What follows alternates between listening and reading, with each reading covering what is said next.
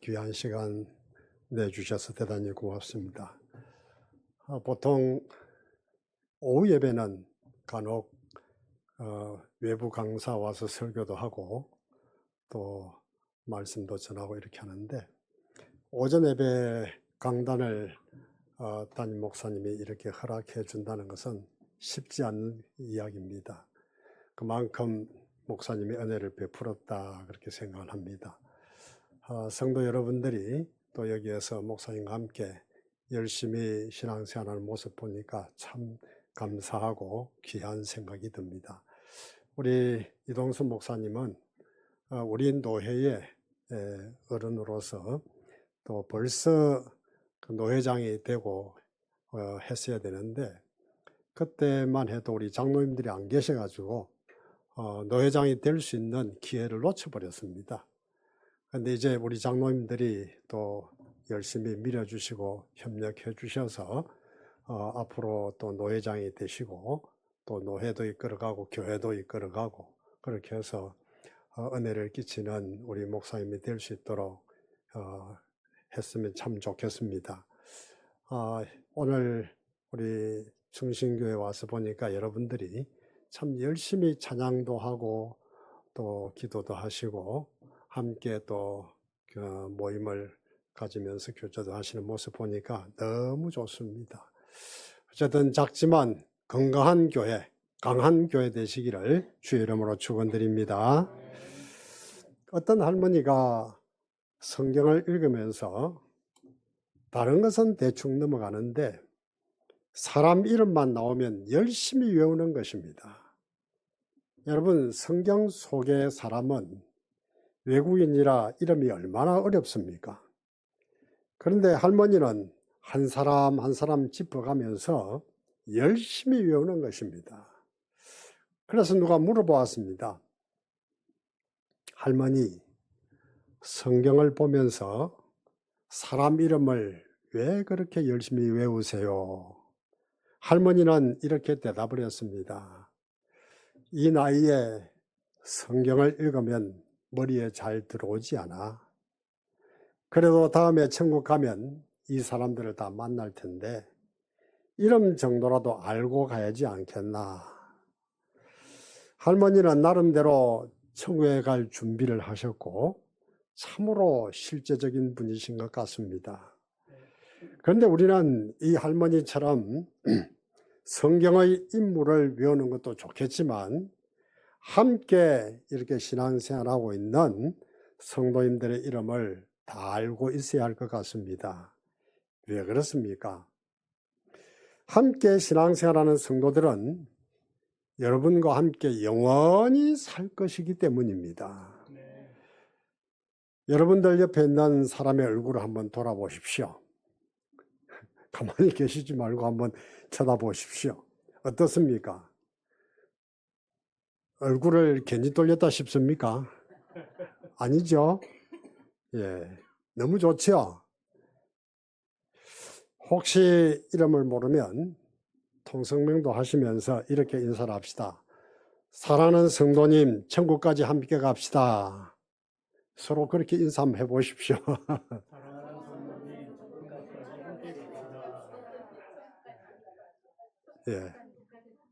예, 그렇게 인사를 한번 해보시면 좋지 않습니까? 예. 오늘 본문 말씀에 나오는 교회 공동체는 함께하는 사랑의 공동체가 되어야 한다라는 것을 가르치고 있습니다. 우리 교회는 비록 이 땅에 있지만은 장차 천국으로 옮겨질 것입니다. 그리고 우리는 천국에서 영원토록 함께 살 것입니다. 우리는 이것을 위해서 미리 훈련해야 될 것들이 있습니다. 그 중에서 중요한 훈련은 사랑하며 섬기는 것입니다. 사도행전 2장 44절 45절을 보면 믿는 사람이 다 함께 있어 모든 물건을 서로 통용하고 재산과 소유를 팔아 각 사람의 필요를 따라 나누어 주며 이렇게 말합니다. 어려운 교우들을 돕기 위해서 재산과 소유를 다 팔아서 드렸다는 겁니다. 만약 세상에서 자기 재산을 다 팔아서 가난한 자를 구제해 주었다고 하면 지상파, 공중파 여러 방송에서 나오겠죠. 하지만 세상에서 이런 사람들을 찾아보기란 그렇게 쉽지는 않습니다. 그런데 본문 32절에 보면 초대교회 모든 사람들은 다 이런 구제를 했다는 것입니다. 어떻게 이럴 수가 있었을까요? 한마음 한뜻이 되어 사랑했기 때문입니다. 본문 32절에 보면 믿는 무리들이 은혜를 받아 한마음과 한뜻이 되었다라고 했습니다. 교회가 한마음과 한뜻이 되었다는 것은 성도들이 머리 대신 예수님과 하나 된 가운데 한 몸이 되었다라는 것입니다. 우리가 어떻게 한 몸이 되었습니까? 고린도전서 12장 13절에서 이렇게 말합니다. 우리가 유대인이나 헬라인이나 종이나 자유인이나 다 한 성령으로 세례를 받아 한 몸이 되었고 또 다 한 성령을 마시게 하였느니라. 교회는 똑같은 한 성령으로 세례를 받았기 때문에 한 몸이 된 것입니다. 그래서 만약에 왼손이 아프면 오른손이 모른 체 하지 않습니다. 한 몸이기 때문에 얼른 아픈 손을 어루만져 줍니다. 약도 발라주고 싸매어 주기도 합니다. 우리는 모두 다 예수님께 같은 생명을 받은 한 몸에 붙어있는 지체들입니다. 그래서 아파도 같이 아파하고 좋아도 같이 좋아하는 것입니다. 우리 옆에 있는 성도들을 보십시오. 이 성도들은 하나님이 주신 형제 자매들입니다. 얼마나 좋은지 모릅니다. 하나님께서 여기저기서 아주 좋은 분들을 뽑아서 우리 이렇게 중심교회 공동체로 만들어 주셨습니다. 만약에 우리가 혼자서 신앙생활을 한다고 하면 얼마나 외롭고 힘들겠습니까? 그런데 주일 아침에 이렇게 좋은 성도들과 함께 예배를 드리니 얼마나 좋습니까? 오늘 여러분들을 저는 처음 뵀지만은 여러분들이 평소에 목사님께서 가르쳐 주신 말씀으로 잘 훈련이 되어서 서로 섬기고 은혜 받는 모습을 바라보니 얼마나 감동이 되는지 모릅니다. 은혜 받은 성도들이 모인 이곳이 천국이구나 하는 생각이 듭니다. 우리가 함께 서로 사랑하면서 신앙생활을 한다는 것이 얼마나 감사한지 모릅니다. 그런데 이것이 저만 그렇겠습니까? 여러분들은 아마 더 그럴 것입니다. 저는 안 믿는 세상과 접촉이 별로 없습니다. 친구도 목사 친구밖에 없습니다. 모임도 목사 모임이 거의 전부입니다. 그러니 여러분들보다 신앙생활하기가 훨씬 힘들지 않습니다. 여러분은 한 주간 내내 세상에서 생활해서 또 직장에서 힘겹게 살아갑니다. 그러다가 주일날 교회 나오셔서 믿음의 동료인 성도들을 만납니다. 그리고 한 주간 있었던 힘든 일을 이야기하기도 하고 위로를 받기도 하고 또 믿음으로 성장한 것을 간증하기도 하고 목사님이 선포하시는 말씀으로 새 힘을 얻습니다. 정말 많은 힘이 되죠. 어떤 경우는 아무 말도 안 하고 서로 눈만 마주쳐도 위로가 되지 않습니까? 안 그렇습니까? 맞지요? 예, 아멘입니다. 여러분이 저보다 훨씬 더 잘 아실 것입니다. 정말 우리는 사랑 안 할래야 사랑 안 할 수 없는 관계입니다. 우리는 함께하는 사랑의 공동체입니다. 옆 사람과 서로 이렇게 축복해 봅시다. 사랑합니다. 예, 가만히 앉아 계시지 말고 인사 한번 해보십시오. 얼마나 좋습니까? 다시 한번 해봅시다. 사랑합니다. 예. 이번에 파리 올림픽을 보다가 예전에 평창 올림픽 때 일어났던 일이 생각이 났습니다. 그때 여자 3000m 계주 예선을 보았는데 저는 이 경기를 보면서 얼마나 신이 나고 감동스러웠는지 지금까지도 생생하게 기억하고 있습니다. 너무 잘했기 때문에 그 당시 TV에서는 계속해서 이 장면을 리플레이 해 주었습니다. 4명이 한 조가 되어서 27바퀴를 돌아야 하는데 한 명이 다 돌고 다음 사람의 엉덩이를 힘껏 밀어주는 그런 모습이 정말 보기 좋았습니다. 저렇게 힘껏 밀어주면 다음 사람이 힘을 받아 경기를 잘할 수 있겠구나라는 생각을 했습니다. 그런데 그 중에 제일 나이가 어린 이유빈 선수가 넘어졌습니다. 다들 안 돼, 어떻게 이렇게 하면서 외쳤습니다. 만약 혼자서 돌다가 넘어졌으면 이유빈 선수는 그것으로 끝이었을 겁니다.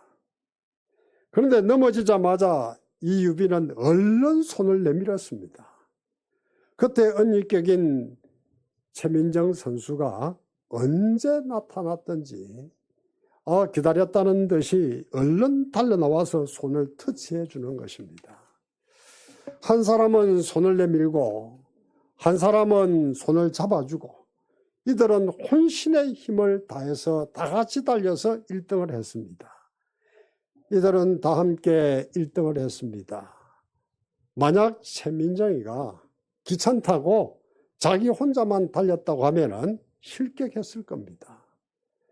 하나님은 교회를 한 몸이라고 규정했습니다. 함께 한 몸을 이루도록 하라는 것입니다. 손가락이 아프면 치료해주기 귀찮다고 잘라버리지 말고 끝까지 치료하고 고쳐서 데리고 가라는 것입니다. 고린도전서 12장 25절로 26절에 보면 몸 가운데 분쟁이 없고 오직 여러 지체가 서로 같이 돌보게 하셨느니라. 만일 한 지체가 고통을 받으면 모든 지체가 함께 고통을 받고 한 지체가 영광을 얻으면 모든 지체가 함께 즐거워하느니라. 여러분, 우리는 한 몸에 붙어있는 지체들입니다. 그러나 아무리 한 몸이라고 해도 저절로 하나가 되는 것은 아닙니다. 많은 훈련을 해야 합니다. 그 이후에 기자가 최민정 선수에게 어떻게 이렇게 될 수 있었느냐라고 질문을 했습니다. 그의 대답은 워낙 변수가 많다 보니 우리는 어떤 상황에도 극복할 수 있게 지겹도록 훈련을 반복했다라고 했습니다. 지겹도록 훈련을 반복했다는 겁니다. 하나님은 우리를 교회 공동체로 만드시면서 훈련하라고 하십니다. 용서와 너그러움과 인내로서 사랑하는 훈련을 하라고 말씀하십니다. 여러분, 교회는 믿음이 좋은 사람이 있는가 하면 아직 신앙이 어리고 약한 성도들도 있습니다. 잘 순종하고 섬기는 성도들이 있는가 하면 늘 말씀만 부리고 말도 듣지 않는 성도들도 있습니다. 아주 이기적으로 자기 것만 챙기는 사람도 있습니다. 정말 마음에 안 듭니다. 여러분, 이런 사람을 어떻게 해야 될까요? 여러분들은 답을 알고 계십니까? 어떻게 하면 좋겠습니까? 하지만 이들 역시 다 같은 천국 공동체 사람들입니다. 그래서 바울 사도는 로마서 15장 1절에서 믿음이 강한 우리는 마땅히 믿음이 약한 자의 약점을 담당하라라고 말씀했습니다. 우리 모두 용서와 너그러움과 인내로 이들을 품에 안아주도록 하십시다. 그리고 뜨거운 사랑으로 순례자의 길을 다 같이 함께 가는 우리 중신교회 공동체 되시기를 축원합니다. 그리고 초대교회는 말씀의 토대 위에서 사랑했습니다. 아무리 교회가 사랑이 많고 하나 된다 하더라도 말씀이 없다면 그것은 하나님의 교회가 될 수 없습니다. 33절을 다 같이 한번 읽어볼까요? 네, 33절을 다 같이 읽어보겠습니다. 시작. 사도들이 큰 권능으로 주 예수의 부활을 증언하니 무리가 큰 은혜를 받아.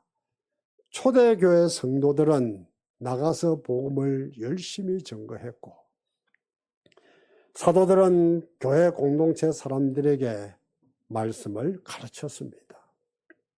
성도 여러분, 에베소서 2장에는 예수님을 모퉁이 돌로 비유하고 성도들은 건물로 비유했습니다. 우리 교회 이 예배당 이 본당을 보면 4군데 모퉁이가 있습니다. 그 모퉁이에는 벽과 벽을 이어주는 기둥이 있을 겁니다. 그런데 이 모퉁이 돌은 다른 벽돌과는 달리 철근을 넣어서 아주 튼튼하게 만듭니다. 왜 그렇습니까? 이것이 무너지면 건물이 와르르 무너지기 때문입니다. 성경은 이 모퉁이 돌을 예수님이라고 말했습니다.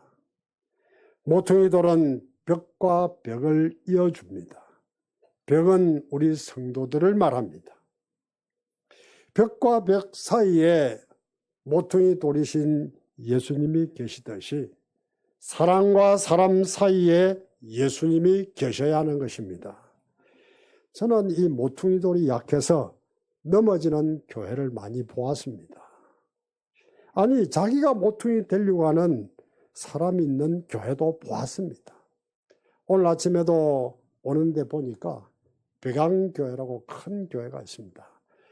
근 2,000명 가까이 되는 교회인데 경찰차들이 많이 와서 서 있고, 그리고 경찰들이 본당에 무슨 일이 있는지 뛰어들어가는 모습도 보고 왔습니다. 그런 교회들이 많습니다. 자기가 모퉁이 돌이 되려고 하다 보니까 그런 문제가 일어나는 것입니다. 교회가 하나님 중심, 말씀 중심에서 벗어나면 교회로서의 가치를 잃게 됩니다. 여러분은 교회 와서 무슨 말을 가장 많이 하십니까? 우리 남편 혹은 우리 자식이 이렇게 잘 나간다. 건강하려고 하면 이런 운동을 해야 된다. 또 이런 음식이 참 좋다. 다이어트는 이렇게 해야 된다. 뭐 이런 이야기만 하시면 이 모임은 세상 친목회가 되는 것입니다. 여러분, 우리가 살아가는 일상의 이야기도 해야 하지만은 모든 것을 주 안에서 해야 합니다. 그리고 이야기의 결론은 말씀이 되어야 하는 것입니다. 전해주신 목사님의 말씀이 생활 속에서 어떻게 적용되었는지, 말씀의 토대 위에서 서로 교제하고 서로의 생활이 이루어져야 은혜가 되고 서로 사랑할 수 있는 힘이 생기는 것입니다. 그래서 우리도 바울 사도처럼 모든 이야기의 결론은 하나님의 은혜라고 고백할 수 있어야 합니다. 사랑하는 성도 여러분, 우리 교회가 함께하는 사랑의 공동체가 되기 위해서는 모든 성도들이 한 마음과 한 뜻이 되어야 한다라는 말씀을 전했습니다. 그리고 말씀의 토대 위에서 사랑해야 한다는 것을 말씀드렸습니다. 우리는 예수 그리스도의 피값으로 용서받고 은혜받고 삽니다. 하늘을 두루마리 삼고 바다를 먹물로 삼아도 그 사랑을 다 갚을 수가 없습니다. 우리 모두 예수님의 사랑으로 한 손에는 예수님의 손을 잡고 또 한 손에는 성도의 손을 잡고 서로 사랑하는 교회 공동체로 만들어가는 우리 모두가 되시기를 주님의 이름으로 축원합니다.